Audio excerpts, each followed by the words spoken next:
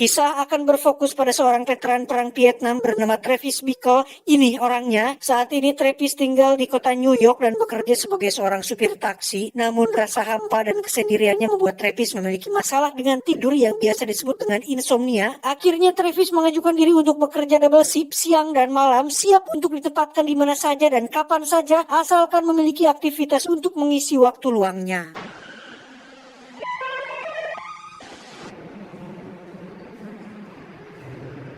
I'm working long hours now. 6 in the afternoon, 6 in the morning. Lampu jalanan, asap kendaraan, dan sampah masyarakat selalu menemani setiap malamnya. Yang hal itu sebenarnya sangat dibenci oleh Travis. Mulai dari wanita pengecerot, pecandu, homo, waria, penjual narkoba, dan lain-lain. Dianggap hanya menjadi sampah yang mengotori keindahan kota New York. All the animals come out at night. I go all over. I take people to the Bronx. When I return the cab to the garage, I have to clean the cum off the back seat. Bekerja di malam hari membuat Travis seringkali mengalami kejadian yang tak terduga. Salah satunya ketika gerombolan kulit hitam melempari mobilnya secara tidak pugu-pugu. Namun Travis tidak memperdulikan hal itu. Bekerja selama 20 jam per hari ternyata tetap tidak bisa membuat Travis tidur nyenyak. Sehingga dirinya pergi ke sebuah bioskop yang memutar film 18 tahun ke atas yang memang biasa dia kunjungi sebelumnya. Yang bioskop seperti itu adalah suatu hal yang lumrah untuk kalangan menengah ke bawah pada masa itu. 12 hours of work and I still can't sleep. Suatu hari ketika sedang narik, Travis pun melihat seorang wanita cantik yang membuatnya langsung jatuh cinta pada pandangan pertama. Wanita itu pun masuk ke sebuah kantor tim sukses Charles Palantin, seorang pejabat yang kebetulan sedang mencalonkan dirinya untuk menjadi wakil presiden pada pemilu mendatang. Touch.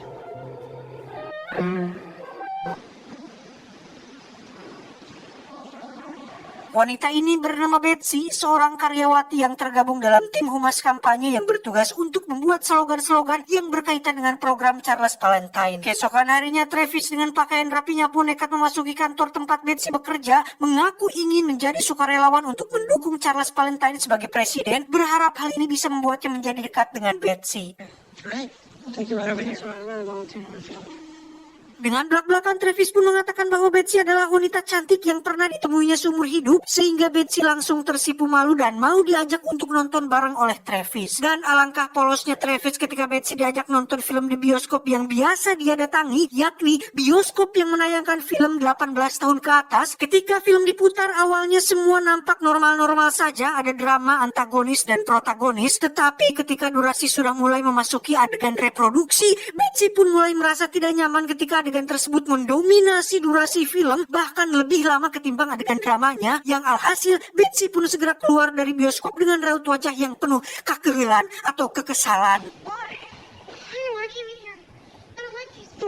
Travis sempat memberi pengertian bahwa film ini biasa-biasa saja baginya, yang memang sering ditonton oleh pasangan yang sedang bobogohan, tetapi karena Betsy berasal dari strata sosial yang berbeda, pemahamannya pun jelas berbeda yang membuat Betsy pergi meninggalkan Travis saat itu juga.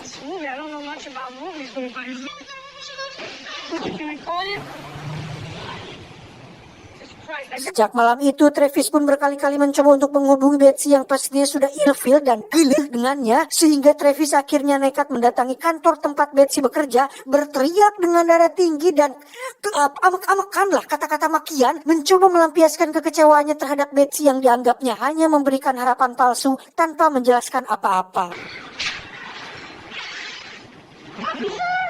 Singkat cerita, malam pun poek. Ketika Travis sedang narik, dia pun mendapat customer seorang gadis muda di bawah umur bernama Iris. Ini parasnya, dia berteriak meminta untuk diselamatkan, tetapi tak lama muncullah seorang pria yang menariknya keluar, yang karena tidak tahu apa masalahnya, Travis pun memutuskan untuk tidak berbuat apa-apa.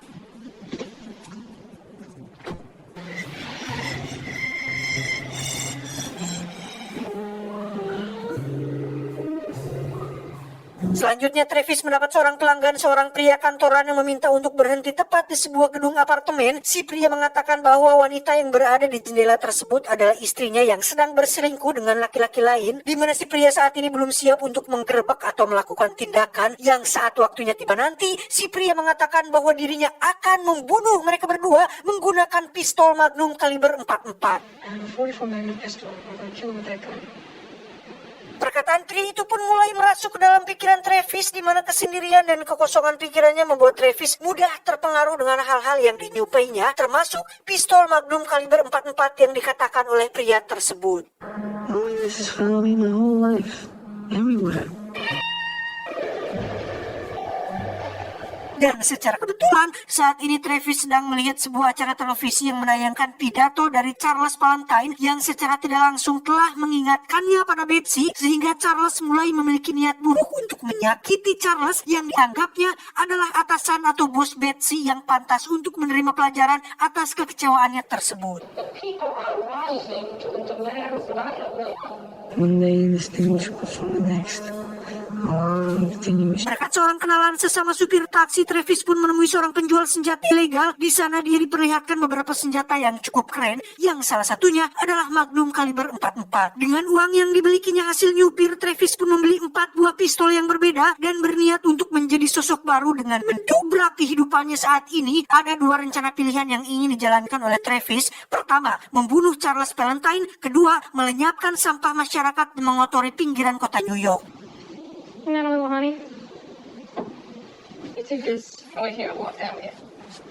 Travis pun mulai menjajal satu persatu pistol miliknya, tak terkecuali menyiapkan beberapa senjata di balik bajunya agar siap pakai. Salah satunya adalah perangkat yang bisa membuat pistolnya muncul secara otomatis yang terdapat pada lengannya.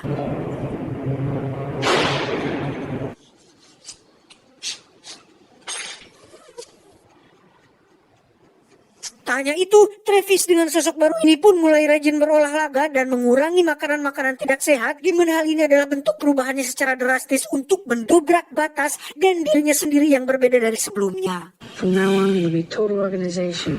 Every muscle must be tight. Tak cukup dengan senjata dan olahraga, Travis pun berbicara sendiri seolah sedang berbicara dengan orang lain, yang hal ini merupakan bentuk pelatihan mental diri sendiri. Sama seperti Joker yang mempersiapkan dirinya tampil di acara talk show-nya si Murray, Travis ingin terlihat sempurna ketika dirinya akan menjalankan aksinya tersebut. You talking to me? Here is. Who the hell else are you talking to me? Suatu hari ketika diadakan kampanye terbuka, Travis pun hadir untuk menjalankan aksinya membunuh Charles Valentine. Namun karena banyak sekali penjagaan yang tentu saja tidak akan bisa semudah itu membunuh seorang pejabat negara, Travis pun memilih untuk pergi dan gagal menjalankan aksinya pada hari itu.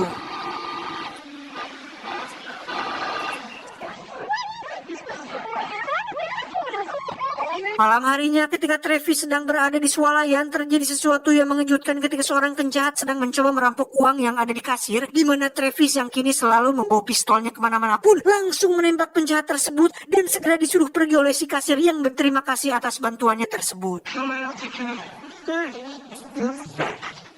Hari-hari pun berlalu dengan Travis yang selalu teringat dengan Betsy ketika melihat Charles Valentine, juga dengan kesendirian yang terus membunuhnya membuat Travis semakin dirundung rasa hampa dan tertekan, di mana dia akhirnya memutuskan untuk mencari gadis muda yang ditemuinya pada malam lalu, yakni si Iris yang sempat meminta tolong dari seorang pria yang menariknya keluar dari dalam mobil.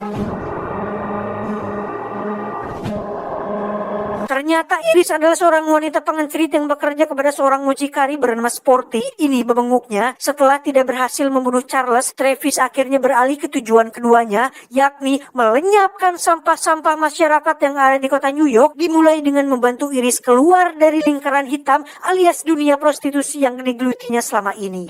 $15 minutes, $25 an hour. Mereka berdua pun pergi ke hotel tempat biasa Iris melakukan pekerjaannya, yang di situ Travis harus membayar sekitar $10 untuk 15 menit bersama Iris, yang ketika Iris akan membuka baju, Travis langsung menjelaskan bahwa dirinya bukan ingin melakukan hal seperti itu, tetapi hanya ingin berbicara mengenai Iris yang sempat meminta bantuannya pada malam itu, yakni membantunya keluar dari dunia hitamnya tersebut. I tried to get into your cab one night and you want to come and take me away. Oh, can I see you again? That's not hard to do. Keesokan harinya mereka berdua pun bertemu kembali sesuai janji kemarin. Di sana Travis kembali menjelaskan tentang maksud dan tujuannya, yang pada intinya Travis ingin agar Iris keluar dari pekerjaannya dan dia akan memberikan semua uangnya untuk bekal Iris bisa memiliki kehidupan baru. You don't have to do that. No, I want you to take it. I don't want won't you take anything from that? Sempat ditanya apakah Travis tidak sayang dengan Artosnya. Travis pun menjawab bahwa dirinya bingung menggunakan uangnya selama ini, sehingga dengan diberikannya kepada Iris semua uangnya tersebut, Travis berharap bahwa acis itu akan lebih berguna jika Iris yang menggunakannya. Tetapi sebelum memberikan uangnya, Iris diminta untuk keluar dari pekerjaannya terlebih dahulu, sementara Travis akan pergi sementara waktu untuk menyelesaikan beberapa urusannya. I want to do it. I don't have anything better to do with my money. Faktanya, tawaran Travis ternyata tidak membuat Iris berubah pikiran. Sempat berubah pikiran. Namun karena selain Travis adalah orang asing yang baru dikenalnya, Sporty sang mucikari pun berhasil merayu Iris seperti yang biasa dilakukan selama ini, sehingga Iris memutuskan untuk tidak jadi keluar dan tetap pada profesinya tersebut. How much I need you. Kembali ke Travis yang semakin lama semakin kuat keinginannya untuk menjadi seorang pahlawan, di mana kali ini Travis benar-benar sudah panjang akan mengambil resiko tinggi dengan siap mati jika terjadi sesuatu hal yang tidak diinginkan, yang hal itu dibuktikan dengan memasukkan semua uangnya ke dalam amplop yang akan diberikan kepada Iris sebagai bekal hidupnya barunya nyantap. Balelol sih, yang nanti akan diberikan kepada Iris sebagai bekal hidup barunya nanti. My whole life is pointed in one direction. I see that now. Dengan gaya rambut mohawk sebagai bentuk pemberontakan, Travis pun kembali menghadiri kampanye terbuka yang diselenggarakan oleh Charles. Namun untuk kedua kalinya Travis harus gagal karena acara tersebut dipenuhi oleh para penjaga dan intel yang melindungi Charles dari setiap ancaman yang akan terjadi.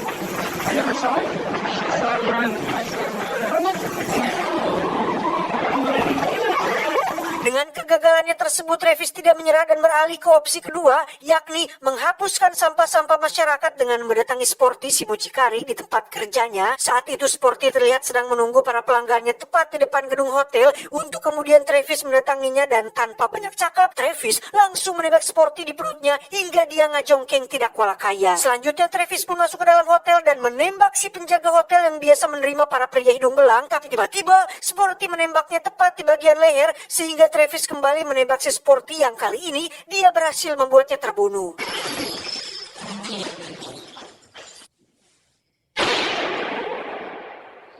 Tak cukup sampai situ, ketika Travis akan masuk ke kamar Iris, muncullah seorang pelanggan yang merupakan anggota gangster. Lantas ditembaklah Travis di bagian yang cukup vital, namun dengan pistol bervariatif yang dibawanya, Travis berhasil membunuh anggota gangster tersebut, masuk ke dalam kamar Iris, dan duduk dengan banjir darah sebelum akhirnya polisi datang dan mengamankan tempat tersebut.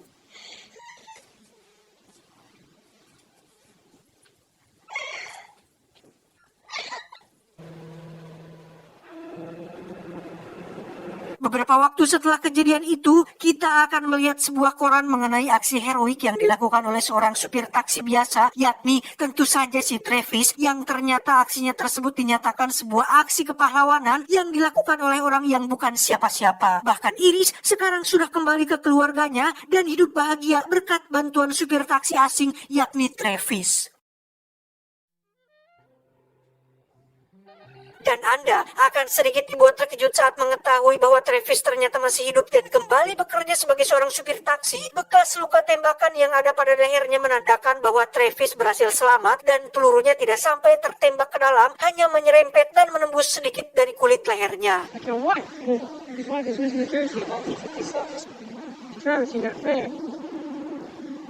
Malam itu juga Travis mendapat seorang pelanggan, yakni si Betsy, yang kini mulai simpati kepada Travis setelah membaca berita di koran mengenai aksi heroiknya. Yang meskipun sikap Betsy sekarang menjadi lebih baik dan nampak perhatian, Travis sudah belajar dari masa lalu untuk tidak terlalu larut dalam perasaan, sehingga setelah mengantarkannya sampai ke tujuan, Travis langsung pergi dan tidak memungut biaya apapun dari Betsy. Sampai sini kita bisa ambil kesimpulan bahwa seseorang yang mengalami kebosanan, kesuntukan, kesendirian, dan kehampaan ternyata jauh lebih berbahaya dari seorang penjahat biasa, karena orang dengan tipe seperti ini akan melakukan tindakan yang tidak bisa ditebak karena mereka tidak memiliki tujuan yang pasti ketika ingin melakukan sesuatu. Tamat ending yang